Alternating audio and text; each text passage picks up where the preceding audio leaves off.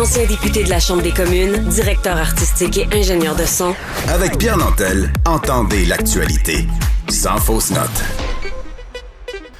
Ce matin, en ouvrant l'émission, je ne croyais pas à quel point, je ne savais pas à quel point on parlerait d'itinérance fréquemment avec tout le monde, tous les intervenants dans l'émission d'aujourd'hui. Et ça a été le cas. Dans la presse de ce matin, on évoquait une maladresse, l'inconfort que peut générer des solutions qu'on veut trouver parfois pour, je dirais, gérer cette situation-là. On parle ici là, de l'église Sainte-Bibiane et on va en discuter avec la porte-parole du mouvement pour mettre fin à l'itinérance, des gens très sérieux, très engagés dans cette solution-là, Mme Julie Grenier. Bonjour, Mme Grenier. On vous entend pas malheureusement, puis je tiens à vous présenter comme quoi ça va être une grande différence d'avoir votre point de vue parce que votre vision relativement à l'itinérance, votre vision relativement à cette situation-là, c'est une situation à long terme. Vous cherchez à éviter, à créer des solutions pérennes. Et là, la situation de l'église Sainte-Bibiane est particulièrement pas pérenne parce qu'il y a des gens qui ont pris des initiatives qui sont probablement pas heureuses. Est-ce que vous êtes avec nous, Mme Grenier? Elle n'est toujours pas avec nous. C'est bon? Oui, je suis là. Si on résume, il y a une église vacante, comme plein d'églises à Montréal, qui est dans le milieu d'un quartier. Un quartier, il y a une église, une école à côté. Bon, alors c'est classique. Cette église-là n'est plus fréquentée par les fidèles. Oui, moi, je vous entends. M'entendez-vous? Alors, il y a quelqu'un qui veut en faire une utilisation constructive et pense à la mettre au service de l'accueil de gens sans domicile fixe. Madame Grenier, vous êtes de retour avec nous. Comment avez-vous réagi devant cette fausse bonne idée? Écoutez, je pense que deux choses à mettre en perspective là en lieu. Vous savez, il ne faut pas non plus que ce genre de discussion-là vienne animer le phénomène ou favoriser le phénomène en ce moment dans ma cour, parce qu'on a besoin de trouver des solutions, on a besoin de mettre en place des ressources. Donc, je tiens vraiment à le répéter parce que je voudrais pas qu'on amalgame là, le sujet ou l'improvisation. Je suis tout à fait d'accord avec vous. C'est pour ça que d'ailleurs que pendant qu'on était en reconnexion, vous et moi, là je vois que vous roulez, j'espère que vous n'allez pas vous arrêter quelque part. Vous n'êtes pas au volant, mais quand même, ça fragilise certainement le signal de notre échange. Mais pendant que vous étiez justement en train de vous reconnecter, j'évoquais à quel point vous êtes dans cet enjeu-là, au mouvement pour mettre fin à l'itinérance, dans les solutions pérennes.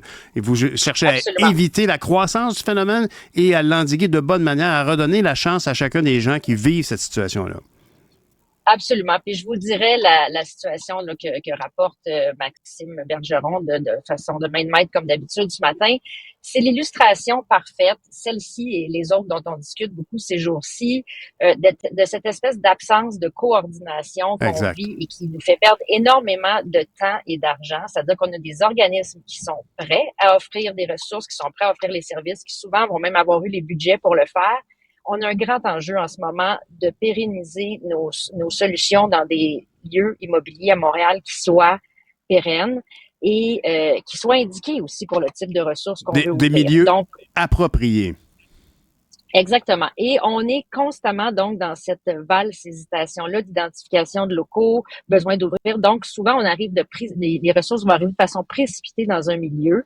Alors, ça cause exactement là ce qu'on observe encore une fois, donc une déconnexion ou des inquiétudes légitimes de la part des personnes qui sont là. Et l'autre chose que soulève Maxime Bergeron dans l'article ce matin qui est pas négligeable, c'est l'adéquation des lieux aussi pour répondre aux besoins. Donc, M. Watts le soulignait bien, puis c'est un exemple qu'il donnait, mais on souhaite traiter les gens dans la dignité. Ce qu'on souhaite, c'est les ramener vers des conditions de vie où qui sont adaptées. Donc, évidemment, on souhaite aussi ouvrir des ressources dans des lieux qui permettent d'offrir cela. Oui, et c'est d'ailleurs ce qu'on a dit de cette église, c'est qu'elle ne convenait pas. M. Watt disait que, compte tenu de la clientèle, c'est pas approprié au sous-sol d'église. C'était peut-être approprié pour une vente de garage dans le temps qu'il y avait des fidèles. C'était peut-être approprié pour faire des bingos. Mais au niveau de milieu de vie, pour héberger, par exemple, la nuit, 20 personnes, c'est loin d'être aussi simple. Et c'est même, quelque part, un peu... c'est pour ça que j'ai qualifié ça et de fausse bonne idée. Mais d'emblée, vous avez tenu à spécifier qu'il ne faut pas jeter le bébé avec l'eau du bain. C'est un problème qu'il faut gérer actuellement, mais effectivement, il faut se coordonner avec les gens qui s'y connaissent. Est-ce que... Je sais que vous n'étiez pas là, puis oui, l'article est très bien rédigé, puis c'est très pertinent, c'est dans la presse aujourd'hui, mais comment expliquer que les conseillères et conseillers municipaux n'étaient pas à chapeauter. C'est un enjeu de coordination majeur dans un quartier. Où étaient ces gens? Ben, je vais peut-être vous prendre un pas de recul par rapport à tout ça. C'est pas nécessairement les conseillers municipaux qui font ça directement, mais l'adéquation qu'on a besoin en ce moment, c'est d'avoir déjà des lieux identifiés qui permettent que quand on a besoin d'ériger des ressources, on soit capable de les ériger à un endroit. En ce moment, on est pris avec un dossier, avec une situation où on est constamment dans des opportunités et un besoin urgent. Donc, on essaie de faire une adéquation entre les deux, faute de mieux en termes de locaux. Je vous résumerai la situation comme ça. Donc, on évacue à ce moment-là tout le côté de la consultation de la population, de l'explication du type de ressources, parce que chaque type de ressource n'est pas nécessairement équivalente. Le cas de Sainte-Bibiane, puis la ville vous le préciserait, le type de ressources qui allait être érigé là n'était pas identifié nécessairement. Donc, vous voyez, c'est ça l'adéquation qu'il faut faire. Il faut être en mesure d'avoir des bons endroits pour les bonnes ressources. Mais vous avez un langage d'initié. Si vous en parlez constamment, c'est la mission de votre organisation. Alors, je comprends, mais concrètement, pour moi, là, c'est tout simple. Là, c'est un quartier. Il y a une église. Elle sert à rien. Qu'est-ce qu'on peut faire avec? Il y a un problème de logement pour les itinérants. Est-ce qu'on veut les accueillir? Comment on fait ça? Table de vie de quartier. La table de vie de quartier.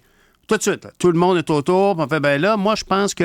Oui, mais là, on peut pas en parler, je pense que pendant 50 ans, il faut prendre des décisions, il y a des problèmes de gens qui sont dehors, mais les conseillers municipaux doivent être là. Je m'excuse là, de ramener ça à une personne ou deux, mais c'est quand même lui, là, quand on dit le maire de la ville, ben le maire de l'arrondissement, là, c'est le conseiller municipal ou le maire de l'arrondissement. Où étaient ces gens-là? C'est inexplicable, puis ça crée des dommages parce que vous avez parti l'entrevue en ayant peur qu'on casse du sucre sur le besoin de pas dans ma cour, mais c'est comme ça aussi qu'on génère du pas dans ma cour, c'est en étant cabochon dans sa manière d'administrer absolument. C'est ça, vous avez raison et c'est ce qui est regrettable. Puis je pense que tout le monde, ultimement, a des bonnes intentions, mais en ce moment, ce sont des méthodes contre-productives parce qu'on discute beaucoup en ce moment de pourquoi là, pourquoi pas là, au lieu d'être en train d'ouvrir la ressource ou être en train de placer les gens et de s'occuper d'eux. Donc, la nuance, elle est là, effectivement. Et, Madame Grenier, est-ce qu'il y a un parallèle à faire immédiat avec Longueuil? Tu sais, quand on regarde ce qui se passait avec la halte du coin, là, moi, j'étais très familier avec Longueuil. J'étais là pendant 25 ans. Je veux dire, on est tous... Il y a personne... Tout le monde est pour la tarte aux pommes, puis on est conscient qu'il y a des gens qui ont des besoins, puis on veut bien faire notre part. Mais à un moment donné, tu sais, comme il faut tenir compte, le nerf de la guerre, c'est l'écoute et la coordination, ce à quoi, clairement, on n'a pas eu droit dans ce cas-ci. Et c'est malheureux parce que l'Église s'apprêtait à recevoir une autre clientèle qui a des besoins. Puis là, tout ça est comme avorté dans l'inconfort. Puis, et on a stressé. On a commencé l'émission aujourd'hui, Mme Grenier, avec l'image d'un homme qui était certainement très malheureux. Premièrement, sans chaussures, sans bas, à terre, devant la station, avec des policiers qui sont venus l'aider. Puis ils ont été très corrects, les flics, là, vraiment. Là, ils ont une attitude presque de travailleur social, mais avec des bons bras, parce que le gars n'était pas toujours facile. C'est compliqué, ces affaires-là. Il faut trouver des solutions. Vous, si je vous demandais, en terminant, qu'est-ce que vous souhaitez? Votre organisme consacre toute son existence à trouver des solutions pérennes. Dans l'urgence, qu'est-ce qu'on fait? On ouvre l'aréna Maurice-Richard? Non, je pense qu'il faut éviter, justement, vous avez nommé quelque chose qui est l'urgence. Et l'urgence, on ne doit plus être forcé d'ouvrir dans l'urgence. On sait quels sont les besoins. On le sait. Les organismes savent comment agir. Ce qu'on a besoin, c'est d'avoir suffisamment de lieux pour être capable, au moment opportun, au moment voulu, être capable de réfléchir ensemble à la ressource que l'on met en place. Et c'est sûr qu'on va vous répondre, ben là, on est pressé. Oui, on est pressé, mais malheureusement, on est pressé et on n'obtiendra pas de résultats. Alors, c'est absolument cette tendance-là qu'il faut inverser pour le futur. Puis je pense que les nombreux cas dont on discute dans les médias en ce moment nous amènent à ce triste constat. Donc, ce qui est à faire évoluer, c'est exactement ça, d'être capable d'avoir identifié préalablement, de s'entendre sur les endroits. Et à ce moment-là, on va ouvrir les ressources aux bons endroits, puis on va permettre à nos organismes qui sont des experts de faire leur travail au lieu d'être contre-productifs. Donc, il faut être patient un peu, tout le monde. C'est-à-dire, même les gens qui sont dans la rue, il faut qu'ils soient encore patients un peu. Puis, il faut que les gens qui sont indisposés de voir des gens dans la rue, parfois sous l'influence de différentes substances, il faut qu'on soit patient. Et il faut, par contre, que le gouvernement s'engage à prendre les décisions qu'il faut. Et on aimerait ça entendre un ministre qui se lève et qui dit, entre autres, je pense à Mme Chantal Rouleau, je crois, Oui, je comprends bien. On va faire une grande rencontre pour établir quelque chose, mais il ne faut pas que ce soit trop long, il ne faut pas que ce soit trop fonctionnalisé, effectivement.